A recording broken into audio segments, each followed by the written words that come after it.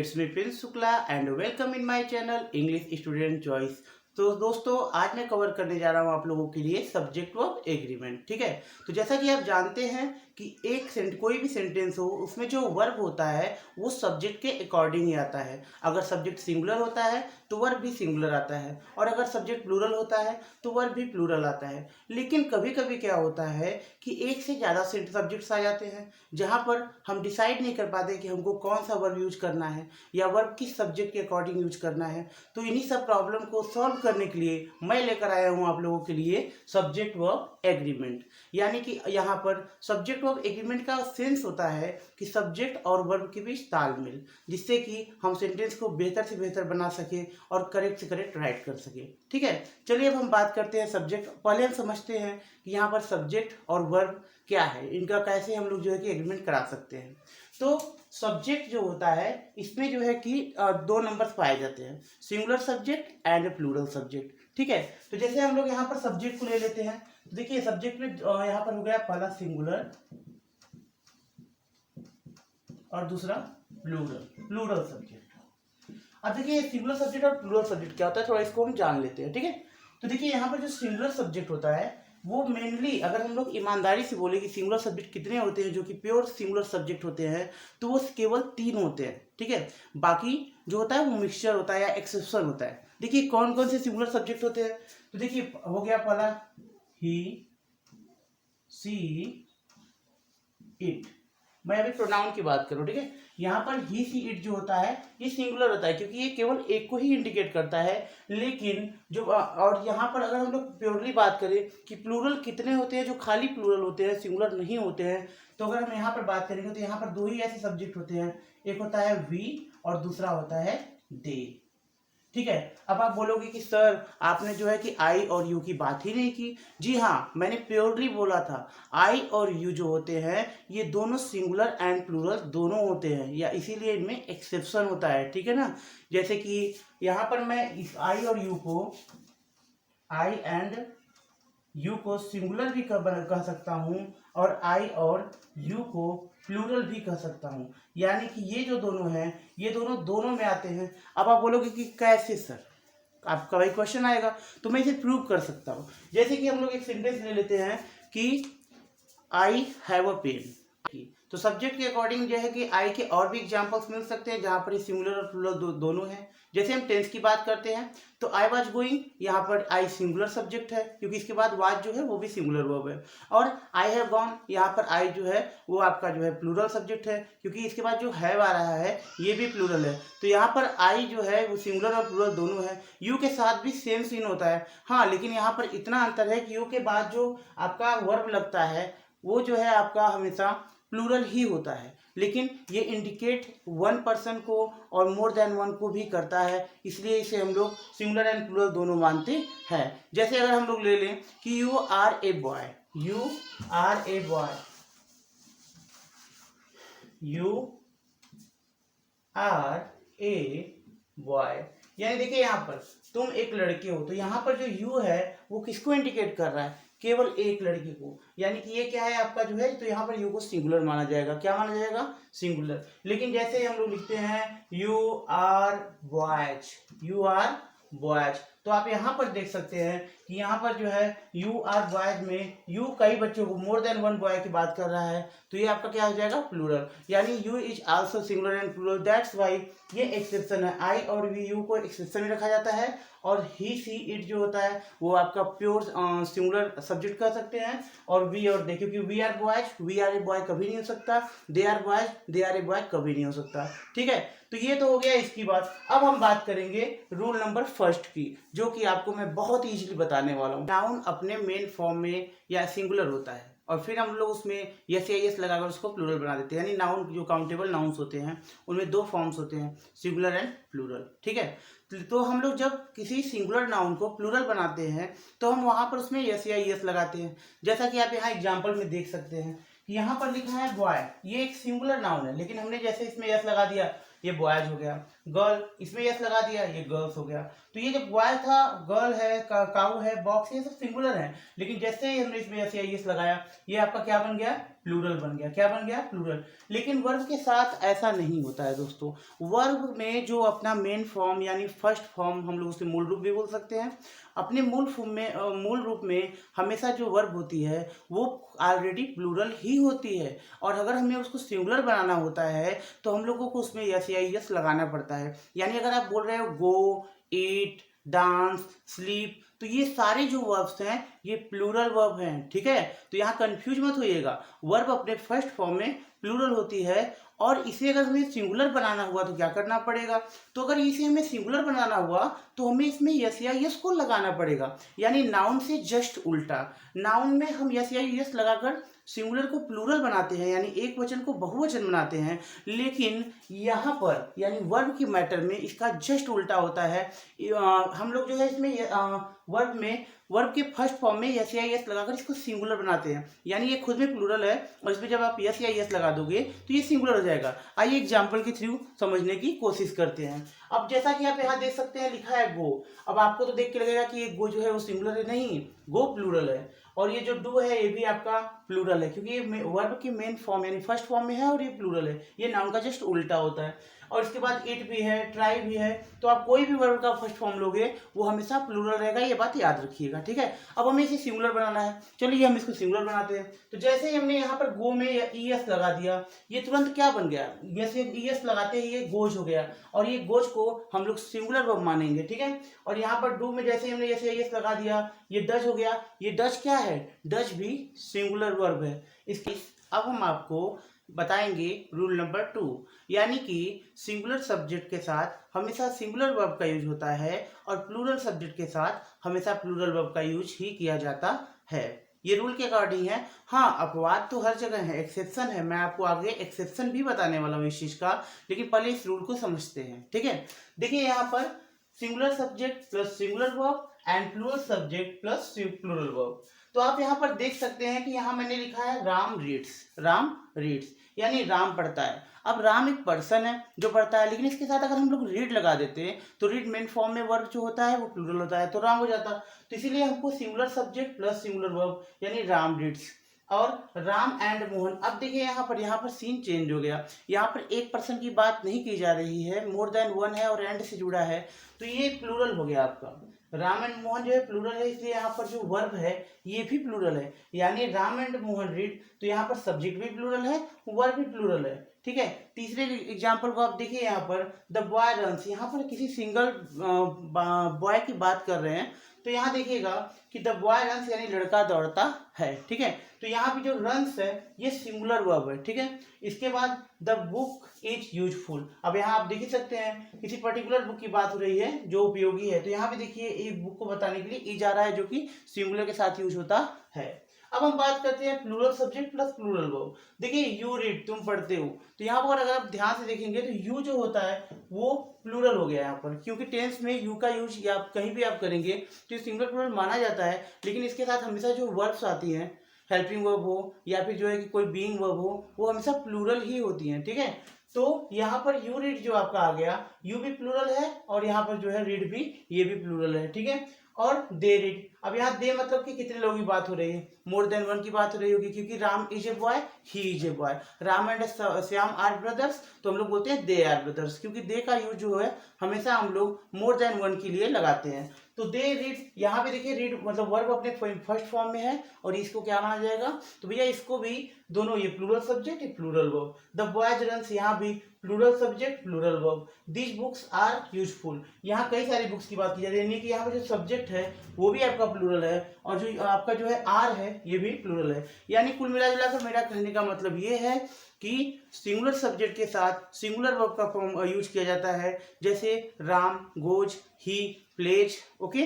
और plural verb के plural subject के साथ हमेशा प्लूरल वर्ब का यूज किया जाता है, जैसे यू गो, दे प्ले, दोस्तों मैंने थोड़ी देर पहले आपको बताया था कि एक्सेप्शन के बारे में। तो हाँ, यहाँ एक्सेप्शन भी होता है, क्योंकि देखिए इंग्लिश में एक्सेप्शन हर जगह मिलते हैं, तो यहाँ क्यों नहीं मिलेंगे। तो चलिए थोड़ा एक्सेप्शन को भी देख लेते हैं। तो जो मैंने अभी रूल बताया था कि सिंगुलर सब्जेक्ट के साथ सिंगुलर वर्ब का ही यूज होता है और प्लूरल सब्जेक्ट के साथ प्लूरल वर्ब का ही यूज होता है, तो एक्सेप्शन इस चीज को नकारता है। कुछ ऐसे सेंटेंसेस आते हैं जहां पर कि सिंगुलर सब्जेक्ट के साथ प्लूरल वर्ब का यूज किया जाता है, और वो कब आएंगे ये मैं आपको बताने जा रहा हूँ। देखिए सेंटेंस को 5 पार्ट्स में डिवाइड किया गया है। उसमें ऑप्टेटिव सेंटेंस भी एक पार्ट होता है, जिसमें विश यानी कि कोई इमेजिनेशन या किसी को ब्लेस या किसी को कर्स दिया जाता है, तो ये आपका ऑप्टेटिव सेंटेंस कहलाता है। तो अगर कोई सेंटेंस ऑप्टेटिव सेंटेंस में आता है तो वहां पर सिंगुलर सब्जेक्ट के साथ प्लूरल वर्ब का यूज किया जाता है, यानी यहाँ पर ये रूल ब्रेक होता है। तो यहाँ सिंगुलर, अब ऐसे एग्जांपल्स को देख लेते हैं हम लोग तो समझ जाएंगे। जैसे आप यहाँ देख रहे हैं कि God save the king, God save the king. यहाँ पर आप देख रहे हैं कि गॉड एक सिंगुलर सब्जेक्ट है, लेकिन इसके साथ जो सेव आया है, सेव यहाँ पर जो है वो वर्ब का वर्ब फर्स्ट फॉर्म यानी प्लूरल है, यानी यहाँ सब्जेक्ट जो गॉड है वो आपका सिंगुलर है, सिंगुलर सब्जेक्ट है, लेकिन वर्ब आपका प्लूरल वर्ब है। ठीक है। तो और दूसरा हम देख सकते हैं, और यहाँ पर क्या किया जा रहा है, भगवान राजा की रक्षा करे या भगवान राजा को बचा ले, यहाँ पर किसी को ब्लेस दिया जा रहा है। अब यहाँ दूसरा हम अगर देखेंगे तो यहाँ लिखा है गॉड ब्लेस यू, भगवान आपका भला करे। तो यहाँ पर जो है कि यहाँ भी आपको आशीर्वाद दिया जा रहा है कि भगवान आपका भला करे, लेकिन यहाँ पर भी सेम सीन है कि God is singular here but bless यहाँ पर जो है प्लूरल है। अगर इसको सिंगुलर बनाना होगा तो इसे ब्लेसेस और इसे सेव्ड करना होगा, जो कि नहीं होता।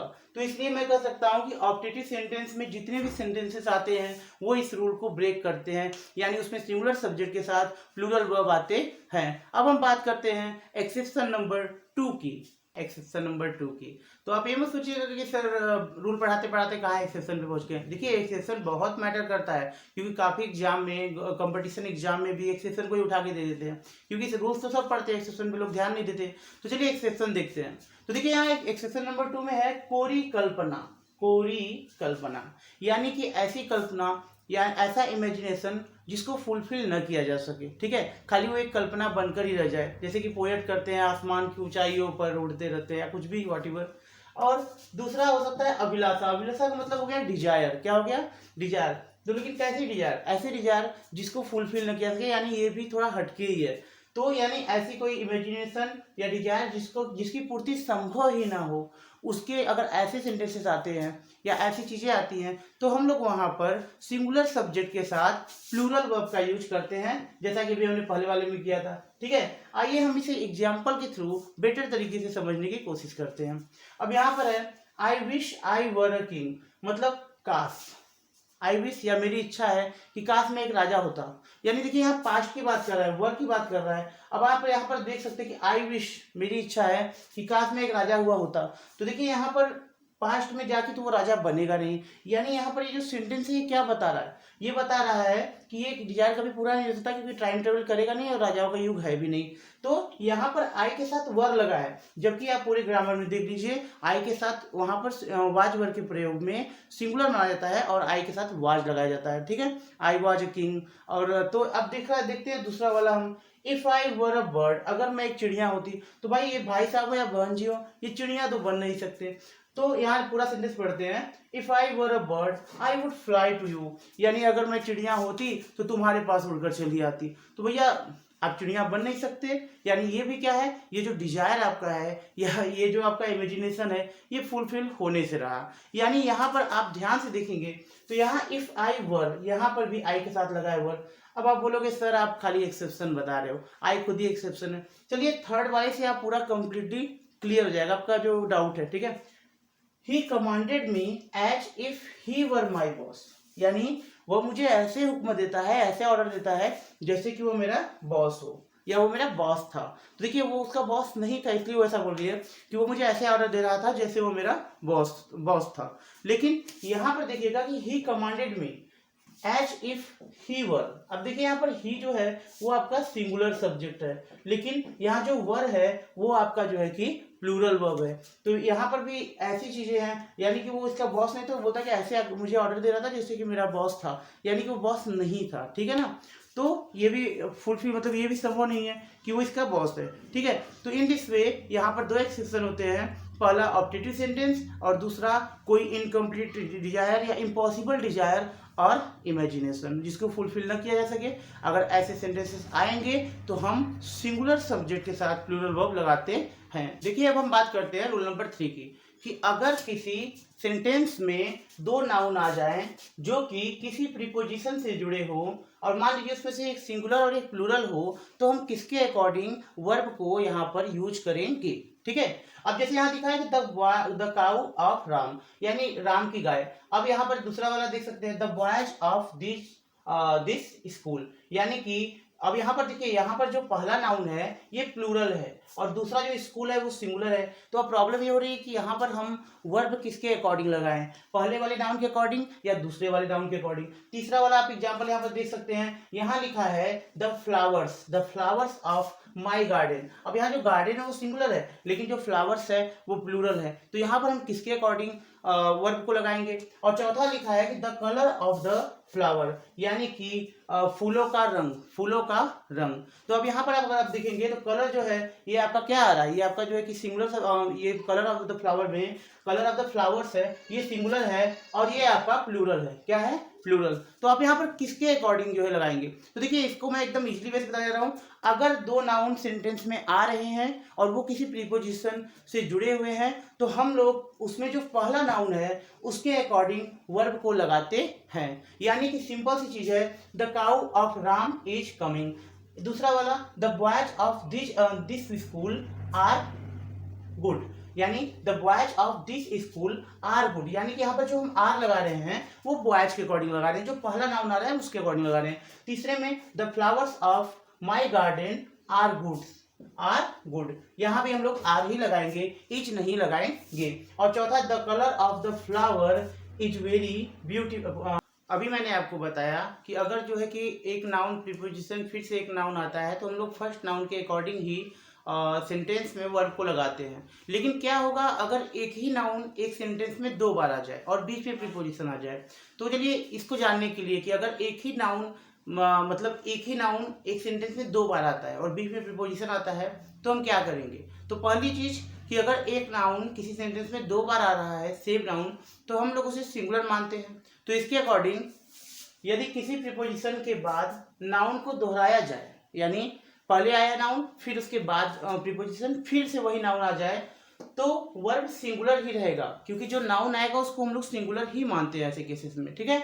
तो अब यहाँ जैसे हम लोग एग्जाम्पल के थ्रू समझने की कोशिश करते हैं, ship after ship is sailing by, यानी कि जहाज एक के बाद एक बार जहाज को खेया गया या फिर सेल किया गया। तो देखिए यहाँ पर शिप एंड शिप, यानी एक ही नाउन दो बार आया है और बीच में जो आपका आफ्टर है एक प्रीपोजिशन है, तो इसलिए हमने यहाँ पर इज लगाया है। क्योंकि एक नाउन अगर किसी सेंटेंस में दो बार आता है तो हम लोग उसे सिंगुलर मानते हैं और इसके साथ हमने सिंगुलर वर्ब का यूज किया जाता है, जैसा कि हमने यहाँ पर किया है।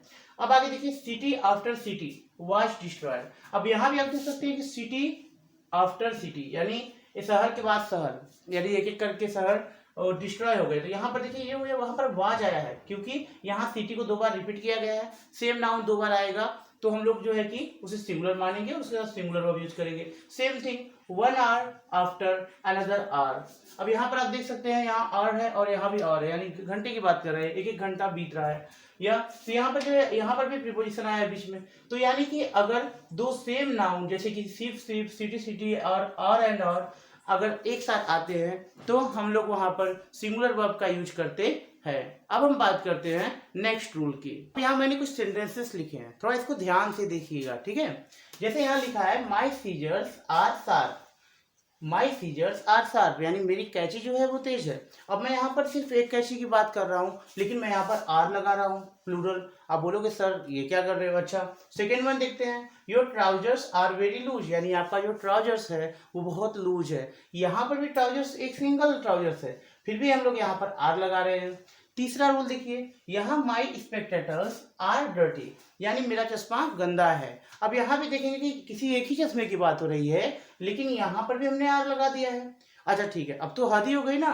अब चौथा देखिएगा, the shoes are too old to use, यानी कि यूज करने के लिए, उपयोग करने के लिए ये जूते बहुत पुराने हैं। अब यहाँ पे हम लोग एक जोड़ी जूता है जो हम पहनते हैं उसी की बात कर रहे हैं, लेकिन यहाँ पर भी हमने आर लगा दिया। तो ये आर का रूल क्या है, ये कौन सा रूल है जो कि यहाँ पर सिंगुलर सब्जेक्ट यानी जो ये सब्जेक्ट्स हैं इनके साथ एक कैची के लिए हम आर लगा रहे हैं। तो देखिए इसका एक रूल होता है कि बहुत सारे नाउन ऐसे होते हैं जो जिनमें दो एंगल, दो पार्ट्स होते हैं। जैसे अगर आप सीजर्स को ले लो, टोंग्स को ले लो, ट्राउजर्स को ले लो, जीन्स को ले लो, शर्ट्स को ले लो, तो इनमें जो है दो एंगल्स होते हैं। अगर एक एंगल को रिमूव कर दिया जाए तो एक एंगल किसी भी काम का नहीं होता। तो ऐसी चीज़ों के साथ हमेशा हम प्लूरल वर्ब का यूज करते हैं, ठीक है। इसीलिए हमने यहाँ पर my scissors are, your trousers are, my spectators are और द शूज आर किया है, ठीक है। हाँ, इसमें भी कुछ हो सकता है, जैसे अगर हम लोग इसमें ए पेयर ऑफ कर दें यानी एक जोड़ी जूते, ए पेयर ऑफ शूज, ठीक है, तो हम यहाँ कह सकते हैं कि a pair of shoes is very useful, ठीक है। मतलब हम लोग अगर ए पेयर ऑफ लगाते हैं तो इनमें जो है वो आपका सिंगुलर वर्ब लगा सकते हैं, नहीं तो इनके साथ हमेशा प्लूरल वर्ब ही यूज होता है। और फ्रेंड्स, जो रूल्स मैंने आपको बताए ये बहुत इंपॉर्टेंट थे, लेकिन बहुत सारे ऐसे रूल्स भी हैं जो कि मैं कवर नहीं कर पाया, तो इसीलिए मैं सब्जेक्ट वर्ब एग्रीमेंट का पार्ट 2 भी बनाऊंगा। अगर आपको सब्जेक्ट वर्ब एग्रीमेंट का पार्ट 2 चाहिए तो प्लीज़ कमेंट करिएगा, लाइक शेयर सब्सक्राइब करिएगा और मुझे मोटिवेट करते रहिएगा, ताकि मैं आप लोगों के लिए ऐसे ही अच्छे अच्छे वीडियोज़, नॉलेजेबल वीडियोज़ लाता रहूँ। जय हिंद।